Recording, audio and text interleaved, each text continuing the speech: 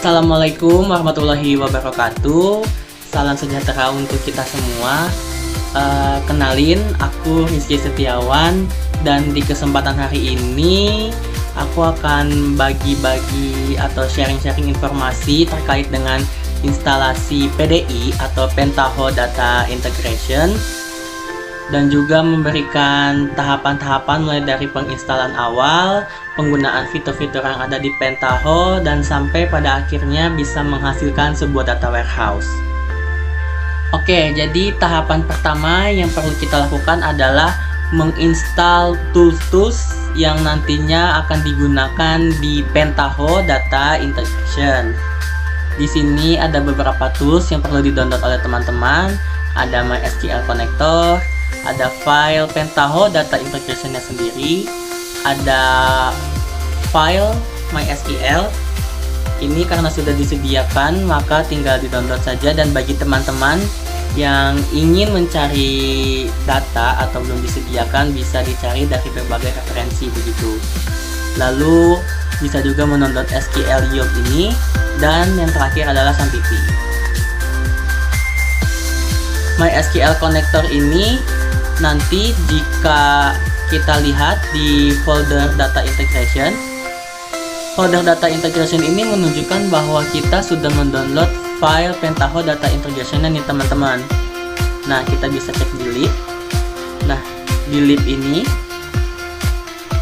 kita lihat bahwa sudah ada file MySQL yang tersedia di sini. Lalu untuk selanjutnya itu ada SAMPP. Nah, SAMPP ini bisa teman-teman download di sini, dan disesuaikan juga dengan perangkat teman-teman. Di sini ada yang untuk Windows, untuk browser, untuk Linux, dan juga untuk OS. Maka bisa di-download salah satunya, dipilih saja. Dan jika sudah terdownload, maka tampilan SAMPP di control panel akan seperti ini teman-teman. Nah, untuk menjalankan Pentaho Data Integration, kita perlu menyalakan Start di tombol action ini untuk modul Apache dan MySQL. Dan jika warnanya sudah hijau, itu menandakan bahwa action tersebut berhasil. Nah, untuk selanjutnya, ini sebenarnya opsional teman-teman. Tapi dalam beberapa kasus ada yang hanya mendownload MySQL Connector-nya saja, itu tidak bisa running teman-teman untuk Pentaho-nya. Jadi disarankan agar bisa mendownload Java Development Kit ini. Mengapa disarankan untuk mendownload?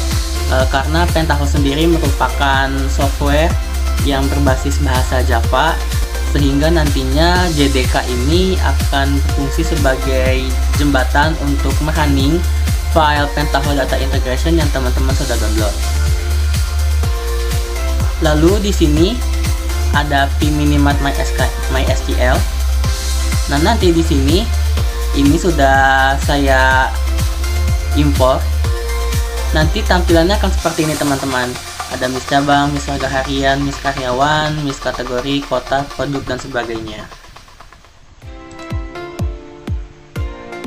Nanti untuk selanjutnya di file JDK-nya yang sudah di-download juga, nanti dimasukkan ke sini teman-teman, dimasukkan ke folder lib. Ini mari kita cek dulu apakah nanti file JDK-nya sudah tersalin di sini atau belum. Nah, ini teman-teman, file JDK yang sudah di-download ini sudah masuk di sini. Nah, jika tadi teman-teman sudah selesai mendownload beberapa tools untuk Pentaho Data Integration, maka di sini terlihat terdapat beberapa folder dan juga file. Namun yang kita cari ini adalah file yang bernama Spoon. Nah, terlihat bahwa banyak file yang bernama sama, namun yang kita klik atau yang akan kita buka itu adalah file Spoon dengan tipe file Windows Batch File. Kita klik, lalu nanti jika sudah diklik, maka tampilan awalnya akan seperti ini. Nah, Ini adalah tampilan awal untuk Pentaho Data Integration-nya. Nah, dan karena saya sudah mengerjakan beberapa transformation, jadi di sini di file ini ada beberapa opsi. Dan untuk membuat langkah-langkah yang ada di Pentaho Data Integration ini, kita bisa klik transformation. Akan langsung saya contohkan seperti ini. Ini adalah transformation dengan nama dim cabang. Nah, sebelum kita masuk ke fitur-fitur yang ada di sini, kita perlu mengecek database connection-nya. Jadi nanti di database connection-nya ini ada beberapa hal yang perlu kita masukkan. Nah, seperti ini. Jadi di connection name-nya akan saya contohkan semisal strip strip PHI, strip minimart. Nah, lalu di sini ada connection type-nya. Teman-teman cari yang MySQL. Nah, untuk aksesnya ini native JDBC. Lalu untuk nama local hostname-nya itu bernama localhost.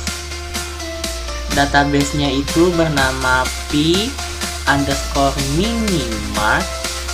dengan port number yang sudah default seperti ini. Username-nya diisi dengan root, lalu passwordnya dikosongkan saja. Jika sudah terisi seperti ini, maka teman-teman tinggal klik OK.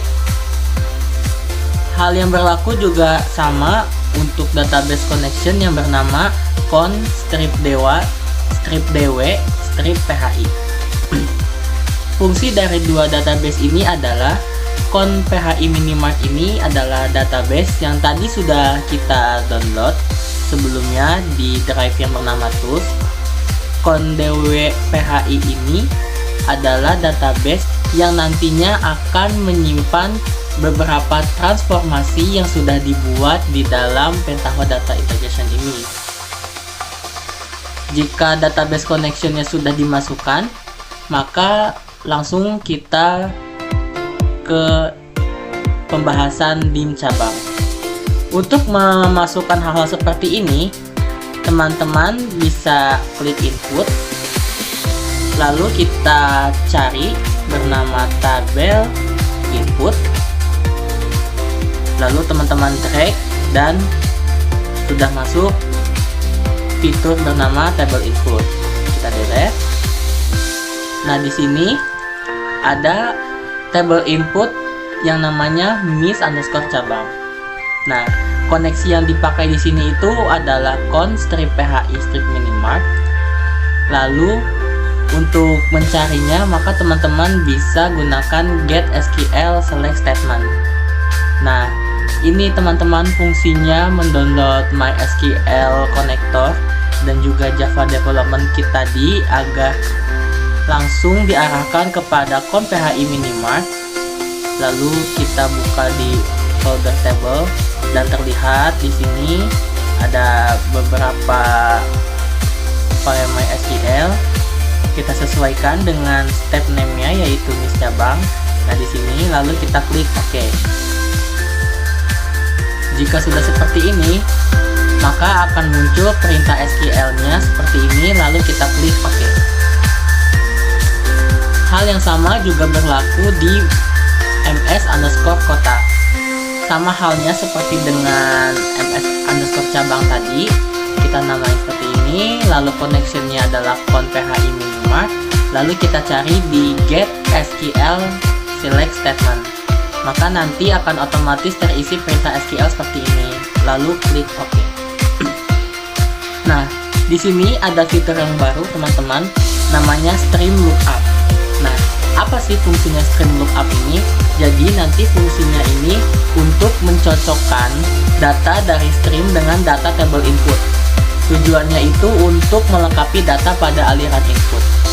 Jadi stream lookup ini digunakan jika ada dua tabel input yang tersedia, Lalu pada stream lookup ini akan semacam difilter untuk hal-hal apa saja yang kita butuhkan nantinya. Nah, di sini sudah tersedia field kode underscore kota. Lalu di sini ada beberapa field yang nantinya akan ditampilkan. Lalu jika sudah, kita klik OK. Untuk mengeceknya, teman-teman bisa klik kanan pada stream lookup, lalu klik di bagian preview. Kita klik quick launch. Jika data yang tertampil seperti ini, itu tandanya preview yang teman-teman lakukan sudah berhasil. Di sini bisa terlihat bahwa di stream lookup ini berguna untuk menampilkan apa yang tadi sudah dimasukkan di table input ms underscore cabang dan juga ms underscore kota. Jika sudah, kita klik close. Kita lanjut ke aliran selanjutnya. Nah, di sini teman-teman tahapannya, karena di sini ada dua stream lookup, maka teman-teman tidak bisa langsung membuat stream lookup langsung dihubungkan ke sini. Namun tetap membuat table input di sini dengan step-step yang sama seperti membuat ms underscore cabang, dinamakan seperti ini. Lalu connectionnya pminimart, kita lakukan guest SQL, lalu kita klik OK. Nah, di stream lookup yang kedua ini adalah stream lookup yang menghubungkan antara stream lookup cabang underscore kota dan juga table input yang ada di ms strip provinsi. Kita klik kanan, kita preview, kita quick launch, maka hasilnya seperti ini. Bisa dilihat bahwa ada beberapa penambahan yang sebelumnya di stream lookup yang pertama dengan stream lookup kedua, yaitu ada nama provinsi dan kode provinsi.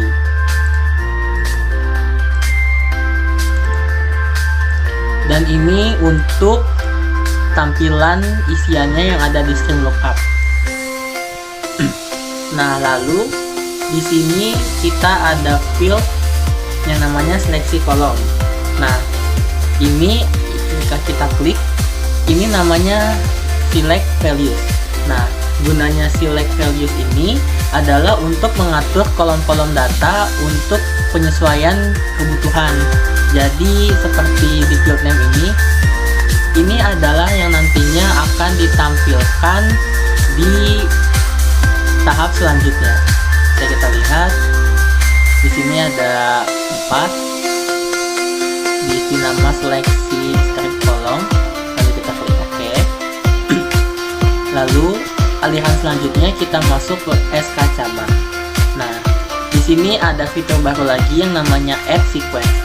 Jadi add sequence ini adalah transformasi untuk menambahkan kolom baru dengan primary key.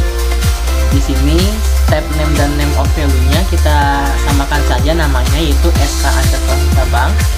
Lalu jika sudah, kita klik OK. Nah, ini adalah table output, di mana ini merupakan hasil yang sudah dilakukan dari progress sebelumnya. Di sini kita namakan dim underscore cabang. Nah, tadi alasannya mengapa saya membuat dua connection itu adalah untuk menyimpan dim underscore cabang ini.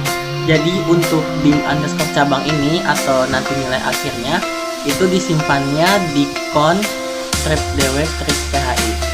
Nah, di sini target tabelnya kita namakan dim cabang. Jika sudah, kita klik OK.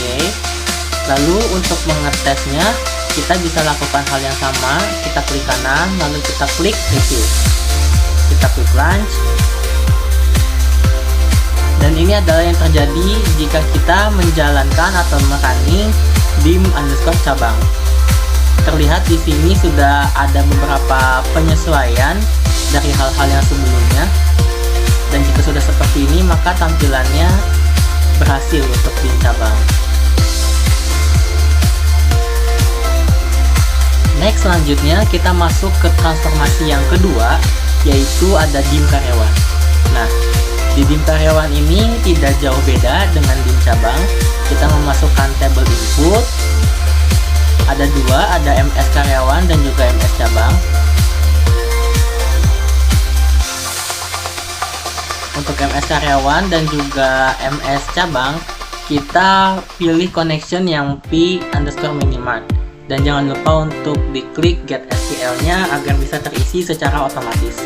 Lalu kita klik OK. Dan di sini ada stream lookup. Bagi teman-teman yang mungkin repot untuk mencari stream lookup, bisa diketikkan saja di sini di pencarian kita ketik stream lookup. Nah, di sini ada folder lookup dan gambar ini nantinya akan kita drag seperti ini. Lalu di cabang karyawan ini kita namakan step name-nya seperti ini. Lalu ini adalah field-nya atau lookup field-nya itu kode underscore cabang. Lalu di sini ada 3 field yang nantinya akan digunakan. Lalu kita klik OK. Nah, untuk mengetesnya seperti biasa kita klik preview. Nah, nanti akan muncul seperti ini. Ini adalah campuran dari kode cabang. Jadi ada beberapa yang di kode cabang, yang di kode sebelumnya dimasukkan juga ke dalam sini, seperti nama cabang dan juga kode cabang ini seperti ini. Lalu di sini ada yang namanya fitur concat field. Nah, jadi fungsinya concat field ini adalah untuk menggabungkan nilai dari beberapa kolom menjadi satu kolom yang baru. Di sini kita namakan nama underscore karyawan untuk step name dan juga target field name-nya. Lalu di sini yang akan kita satukan atau yang akan kita concat itu adalah nama depan dan juga nama belakang. Jika sudah, kita klik OK.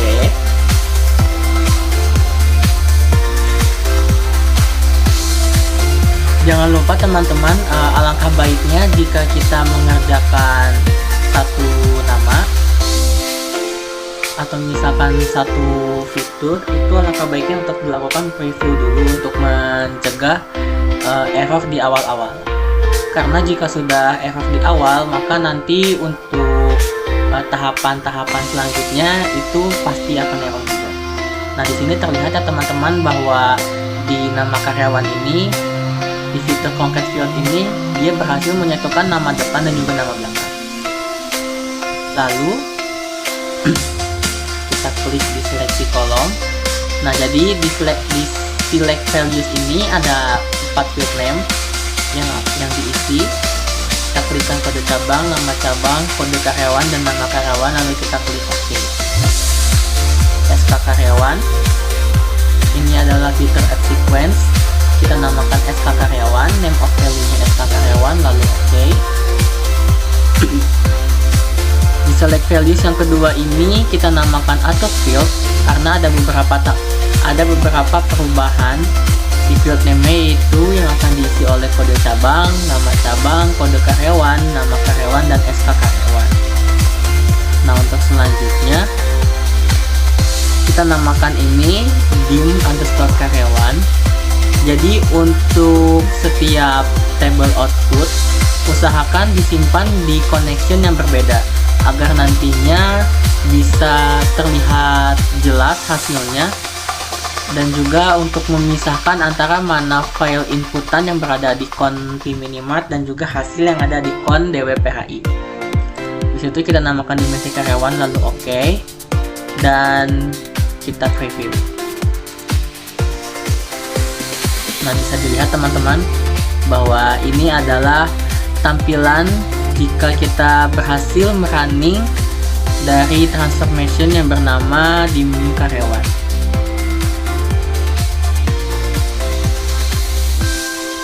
Sebenarnya jika sudah semua tahapan ini memiliki tanda centang hijau, itu mengatakan bahwa semua tahapan yang berlangsung di sini itu tidak ada error.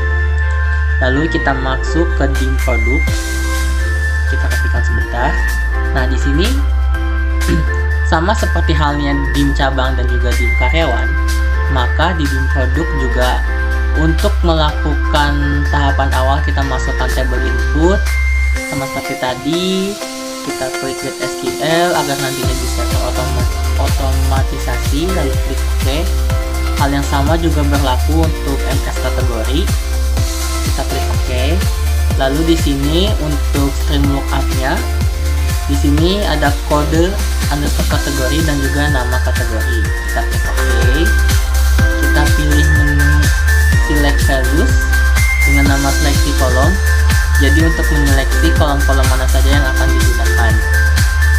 Seperti ini, kode produk, kode kategori, nama produk, dan juga nama kategori. Kita klik OK. Lalu di SK produk ini kita add sequence. Lalu kita klik OK. Di atur field ini adalah select values tahapan kedua, di mana nantinya akan difilterisasi lagi sehingga menghasilkan nama-nama field yang seperti ini. Lalu kita klik dim produk seperti ini, dan untuk mengetes tahapan dari awal sampai akhir cukup dengan melakukan preview di table output. Kita klik preview, kita klik launch, maka akan terlihat bahwa di sini yang ditampilkan itu adalah SK produk, kode kategori, nama kategori, kode produk, dan juga nama produk. Hal itu sesuai yang ada di select values di tahapan sebelum table output. Baik, kita masuk saja ke transformasi dim waktu. Nah, di transformasi dim waktu ini agak berbeda dengan 3 transformasi yang sudah dijelaskan sebelumnya, karena pada dim waktu ini kita bermain di angka. Jadi fitur-fiturnya pun agak sedikit berbeda dari transformasi yang sebelumnya. Nah, di sini untuk langkah pertama ini ada generate row. Mungkin bisa kita cari di sini. Generate row. Ini ada di folder input. Untuk memasukkannya bisa kita drag saja. Nah, teman-teman, penggunaan generate row ini adalah untuk membuat baris data baru yang didasarkan pada parameter. Nah, di sini step name-nya itu adalah tanggal awal. Nah, kita masukkan field di sini tanggal awal dengan tipenya itu adalah date atau tanggal. Lalu untuk formatnya kita pilih yang YYYY, MMM, dan DD. Ini menunjukkan bahwa nanti format yang akan ditampilkan itu adalah urutannya tahun dulu, bulan, lalu hari. Di sini value-nya bisa kita ketik dengan contoh tahun 2000, bulan 1, tanggal 1. Lalu untuk di set empty string ini kita pilih N, lalu kita klik OK. Lalu kita masuk ke tahapan selanjutnya. Ini adalah add sequence, di mana bisa kita namakan dengan hari selanjutnya, sama dengan name value-nya. Lalu kita klik OK. Setelah ini selesai, kita masuk ke hitung hari. Nah, di hitung hari ini merupakan proses yang cukup kompleks, karena di sini kita bermain data-data yang berhubungan dengan angka. Kita bisa cari di sini kalkulator. Nah, kalkulator ini ada di menu atau di folder transform ya. Jadi fungsinya kalkulator ini untuk transformasi atau fitur yang berkaitan dengan perhitungan matematika, logika, ataupun nantinya manipulasi data. Di sini bisa kita klik hitung hari. Nah, di sini ada 7 field yang tersedia seperti tanggal, tahun, quarter integer, quarter count, kuartal, bulan, dan juga hari. Nah, untuk tanggalnya di sini di calculation-nya bisa kita pilih adalah date A plus B, hari, field A-nya itu adalah tanggal awal dan field B-nya itu hari selanjutnya. Ini dua hal ini adalah juga dua fitur yang sebelumnya sudah dibuat. Lalu untuk value datanya ini, value type-nya ini kita pilih date.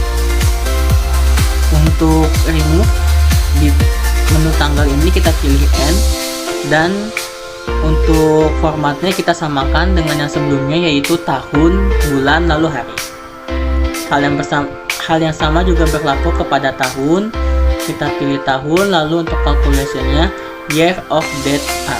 Nah, di sini ada banyak sekali menu-menu yang tersedia.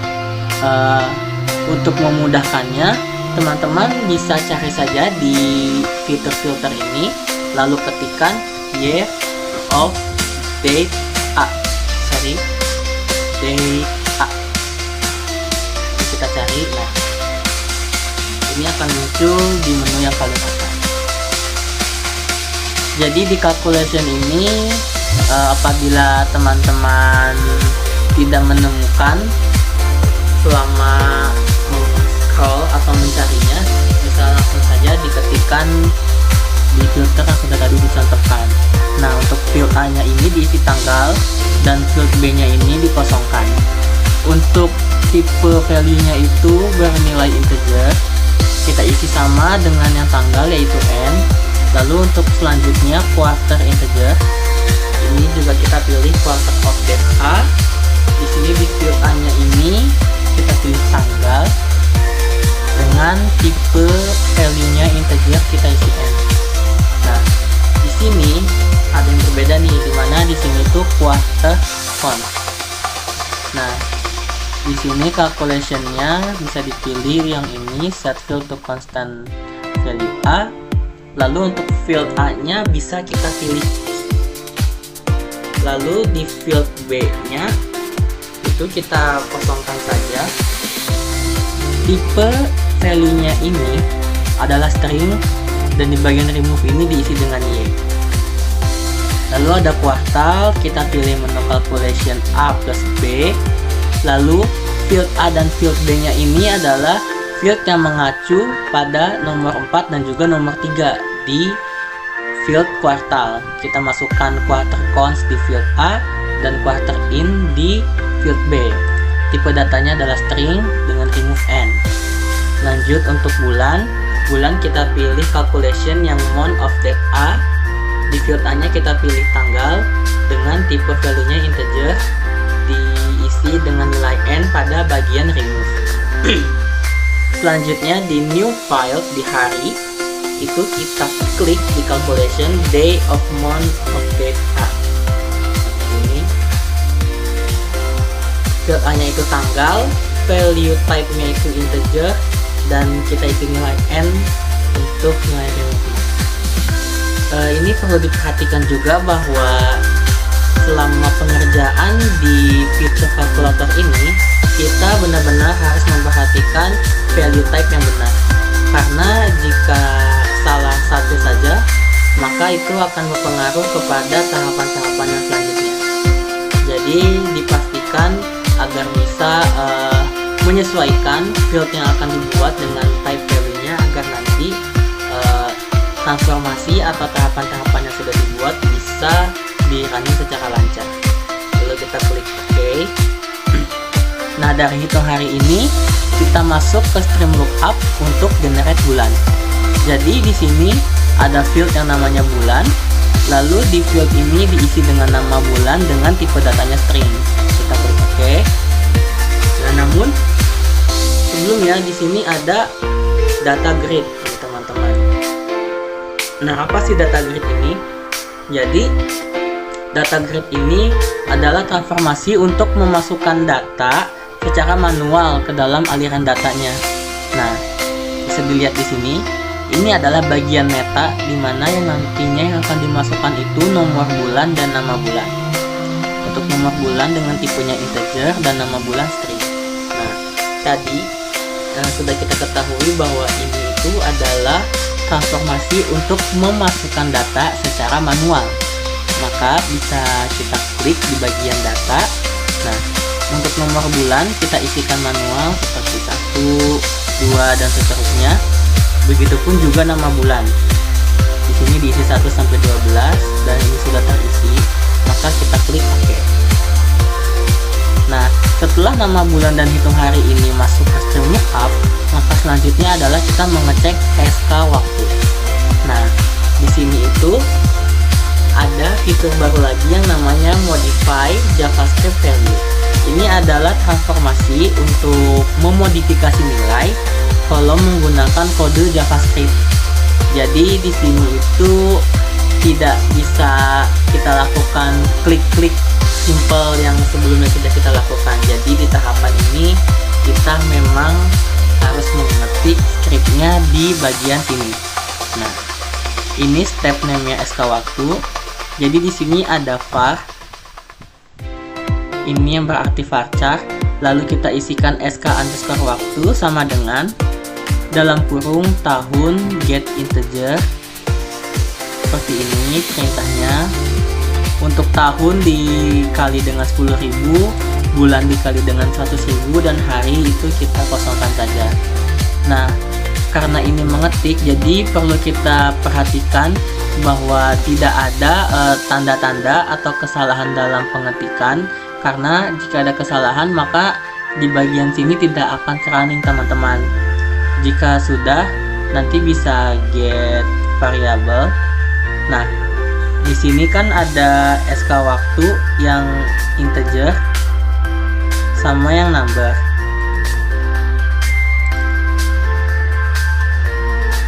Ini kita lakukan lagi. Nah, yang bertipe number ini bisa kita delete.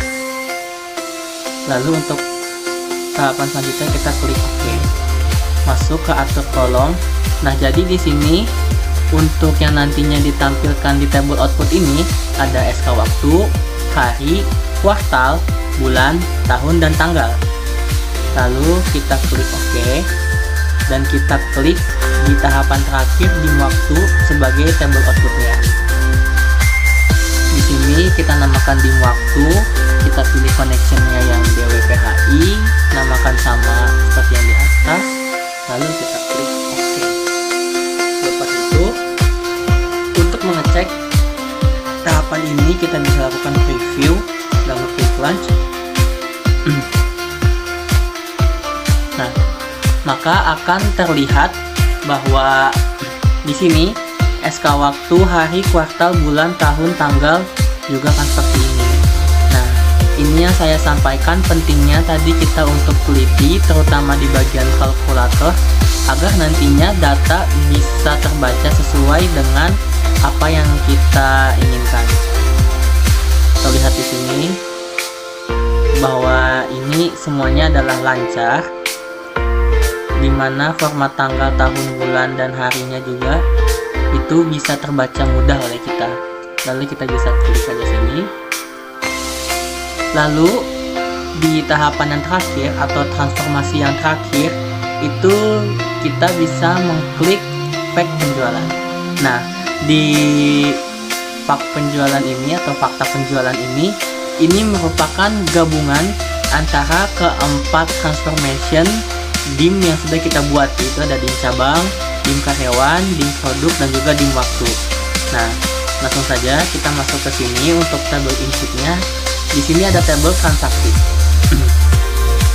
Jadi seperti biasa kita namakan tabel transaksi, kita pilih connectionnya to Minimat, lalu kita get SQL, samakan namanya tabel transaksi, lalu akan otomatis terisi. Kita klik OK. Nah, sebelum masuk ke Stream Lookup ini, kita harus membuat tabel input terlebih dahulu. Nah, ini terlihat perbedaannya bahwa dengan nama dim cabang kita berbeda koneksi dengan sebelumnya, di mana kita menaruhnya itu adalah di kon DWPHI. Apabila yang terjadi jika kalian mengklik config Minimat, maka di perintah get SQL select statement ini akan kesusahan mencari karena dim cabang itu sudah ditetapkan akan disimpan di connection DWPHI. Lalu kita klik OK. Dua table input ini kita sambungkan kepada Stream Lookup, di mana fieldnya ini nanti akan munculnya SK cabang dengan tipe integer. Lalu hal yang sama juga berlaku di dim produk. Dim produk juga disimpan di dwphi, lalu get SQL, lalu klik OK. Trim lookup untuk SK produk itu ada SK produk dengan nilai integer dan fieldnya di sini kode produk. Kita klik OK. Dim karyawan juga sama. Untuk connectionnya kita pilih dwphi, get SQL, lalu klik OK. Dim waktu juga sama, di dwphi, get SQL, lalu klik OK. Di tabel harga harian, nah ini di tabel harga harian ini hati-hati teman-teman, kita pilih yang P minimart, karena untuk connection yang dwphi ini adalah connection yang namanya itu khusus untuk tidak khusus ya, maksudnya kayak diperuntukkan untuk transformasi yang awalan katanya itu dim. Kita get SQL, lalu kita klik OK. Nah, kita buat stream lookup-nya SK cabang, SK produk, SK karyawan. SK karyawan ada dengan tipe integer, SK waktu. Nah, di sini ada nama baru yaitu harga berlaku di cabang. Jadi step name-nya ini adalah harga berlaku di cabang. Nah, lookup step-nya atau ibaratnya acuannya itu adalah mengacu pada tabel harga harian. Nah, di bagian sini ini terisi 3 field, yaitu ada kode cabang, kode produk, dan tanggal transaksi. Dan yang di sini itu adalah harga berlaku cabang dengan tipe integer. Lalu kita masuk ke kalkulator. Nah, di kalkulator ini ada field baru yang bernama total jual. Dan untuk perhitungannya ini kita bisa pilih saja yang A dikalikan dengan B. Untuk field A-nya ini adalah harga berlaku cabang, dan field B-nya ini jumlah pembelian. Value type-nya kita isikan dengan non, lalu remove n. Lalu di tahapan selanjutnya kita atur kolom, di mana nantinya field name yang akan ditampilkan itu adalah SK produk, SK karyawan, SK waktu, SK cabang, tanggal transaksi, jumlah pembelian, dan juga total jual. Lalu kita klik OK. Nah, di tahapan terakhir ini, di tabel output ini adalah tabel yang menampilkan semua transformasi yang sudah dibuat sebelumnya, seperti dim cabang, dim karyawan, dim produk, dan juga dim waktu. Kita klik, kita tabel fakta penjualan. Untuk tabel fakta penjualan ini, karena ini tabel output, disarankan untuk dimasukkan di dwphi ini. Kita namakan dengan fact penjualan, lalu kita klik OK. Dan untuk tahapan terakhir ini, untuk membuktikan apakah dim-dim yang sudah kita buat sebelumnya, yang sudah dimasukkan juga di sini, itu apakah berhasil atau tidak. Kita klik review, kita lakukan quick launch.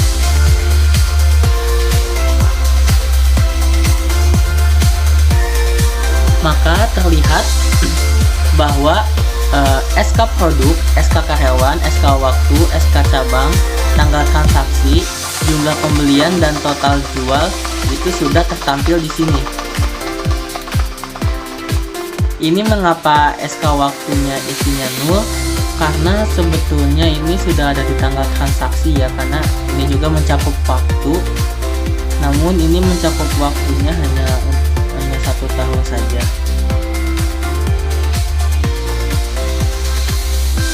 Nah, jadi begitu teman-teman untuk tahapannya.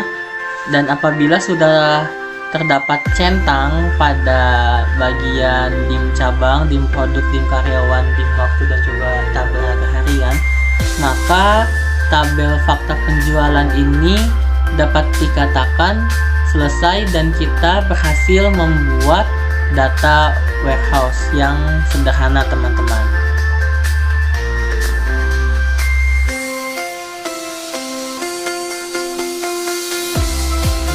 Untuk membuktikannya, kita bisa buka localhost. Localhost bisa kita buka di modul MySQL, lalu kita klik admin. Nah, kita lihat nih di dwphi. Nah, adalah database yang berisi connection yang sama dengan DWPHI.